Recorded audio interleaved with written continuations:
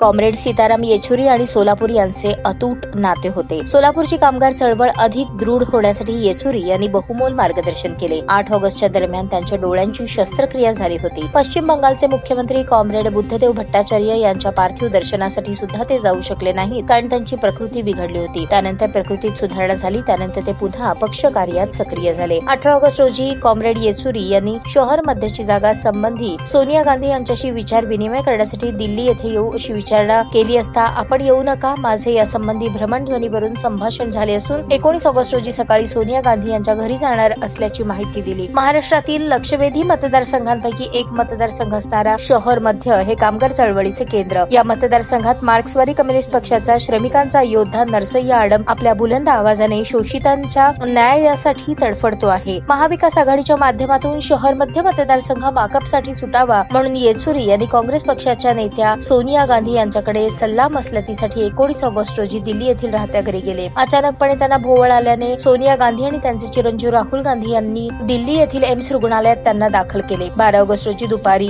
3:30 वाजता त्यांनी अखेरचा श्वास घेऊन माझ्यासारख्या असंख्य मार्क्सवादी पक्षाच्या कार्यकर्त्यांना 12 सप्टेंबर रोजी दुपारी 3:30 वाजता अखेरचा श्वास घेऊन माझ्यासारख्या असंख्य मार्क्सवादी पक्षाच्या कार्यकर्त्यांना ते पोरके करून गेले. त्यामुळे पक्षाची कधीही भरून न निघणारी पोकळी निर्माण झाली आहे. ही पोकळी भरून काढण्यासाठी त्यांनी आम्हाला दाखवलेला लोकशाही क्रांतीचा मार्ग आणि मार्क्सवादी लेनिनवाद जनमानसात रुजवण्यासाठी या देहातील रक्ताच्या शेवटच्या थेंबापर्यंत प्रयत्न करणार अशा भावपूर्ण शब्दात माकपचे ज्येष्ठ नेते तथा माजी आमदार कॉम्रेड नरसय्या आडम मास्टर यांनी अभिवादन केले. यावेळी प्रजा नाट्य मंडळ कलापथकाच्या वतीने शाहिरांनी कॉम्रेड सीताराम येचुरी यांच्या जीवन चरित्र गाण्याच्या रूपाने सादर केले. तत्पूर्वी माजी केंद्रीय गृहमंत्री सुशीलकुमार शिंदे येचुरी यांच्यासोबतच्या आठवणींना उजाळा देताना म्हणाले, देशातील लोकशाही, समाजवाद आणि धर्मनिरपेक्ष तत्वांसाठी प्राणपणाला लावणारा महान प्रतिभावंत मार्क्सवादी कॉम्रेड सीताराम येचुरी यांच्या निधनाने काँग्रेस माकपसह डाव्या पक्षांची मोठी हानी झाली आहे. येचुरी गेले यावर माझा विश्वास नाही. ते तुमच्या, माझ्या आणि सर्वांच्या मध्ये चळवळीच्या रूपाने जिवंत राहतील. यावेळी राष्ट्रवादी काँग्रेस शरद पवारचे अॅडव्होकेट UN पेरिया, सुधीर खरटमल, शिवसेना उद्धव बाळासाहेब ठाकरे पक्षाचे जिल्हा प्रमुख प्राध्यापक अजय दासरी, भाकपचे प्राध्यापक तानाजी ठोंबरे, रा.गो. म्हेत्रस, समाजवादी पक्षाचे अबुतालिब डोंगरे, जनरल कामगार युनियनचे साथी बशीर शेख, कामगार संघटना संयुक्त कृती समितीचे कॉम्रेड अशोक इंदापुरे, इतिहासाचे अभ्यासक पत्रकार सरफराज अहमद, सामाजिक कार्यकर्ते रियाज सय्यद आदी विविध राजकीय पक्षाच्या संघटनेच्या नेतेगणांनी अभिवादनपर मनोगत व्यक्त केले. शोकसभेचे प्रास्ताविक पक्षाचे जिल्हा सचिव कॉम्रेड M.H. शेख यांनी केले. सूत्रसंचालन अनिल वासम यांनी केले. यावेळी काँग्रेस पक्षाचे चेतन नरोटे, सुरेश हसापुरे, अंबादास तडकापल्ली, प्रवीण मस्तूद, प्राध्यापक दत्ता घोलप, A.B. कुलकर्णी, माकपचे सचिव मंडळ सदस्य comrade Nasima Shaikh, Nalinitai Kulburgi, comrade Yusuf Shaikh major, comrade Venkatesh Kongari, comrade Shevanta Deshmukh, Sunanda Balla, Rangappa मरेड्डी, प्राध्यापक अब्राहम कुमार, कामिनी आडम आदींसह कार्यकर्ते शेकडोंच्या संख्येने उपस्थित होते.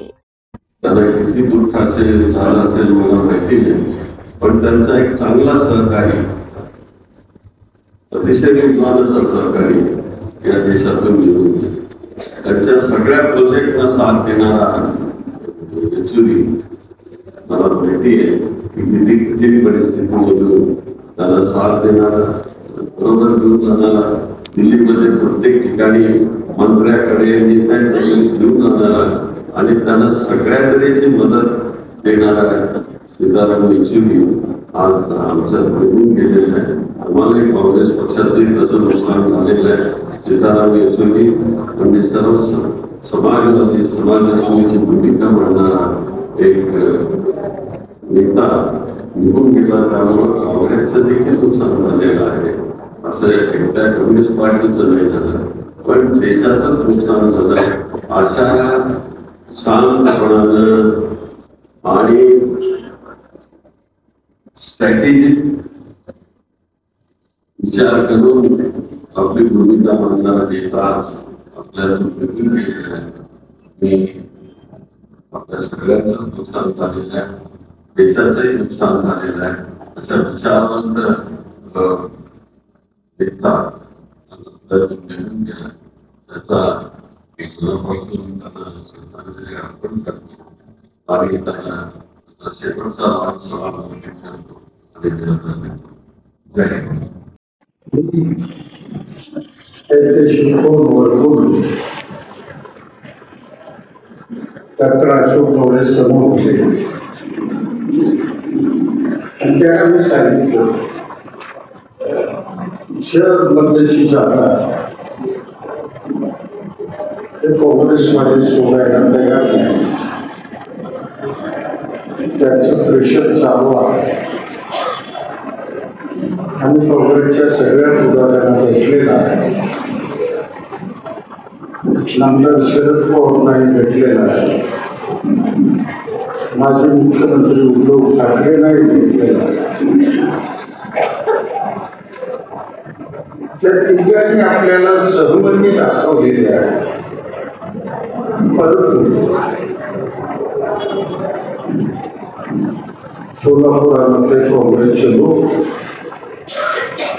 त्यांच्या पार्टीवर प्रेशर आणून लागले आणि सतत शिष्टमंडळाचा मारा पुण्याला मुंबईला.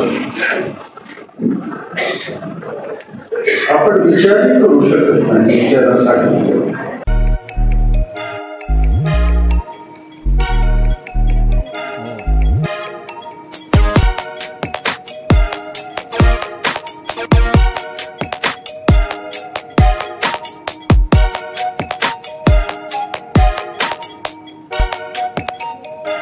सोलापूर शहरातील सुप्रसिद्ध हॉस्पिटल म्हणजे सेंट्रल मल्टी स्पेशालिटी हॉस्पिटल मागील अनेक वर्षापासून सेवा बजावत आहे. 24 तास इमर्जन्सी सर्व्हिस, मॉडर्न टेक्नॉलॉजी, अनुभवी डॉक्टर्स तसेच अत्याधुनिक तंत्रज्ञान सुविधांनी सुसज्ज स्त्रीरोग प्रसूती विभाग, ऑर्थोपेडिक विभाग, मेडिकल विभाग आणि इतर एकमेव नाव म्हणजे सेंट्रल मल्टी स्पेशालिटी हॉस्पिटल. पत्ता गणेशपेठ शॉपिंग सेंटर, मंगळवार बाजार, सोलापूर. ताज्या बातम्या पाहण्यासाठी प्राईम महाराष्ट्र न्यूज चॅनलला सबस्क्राईब करा.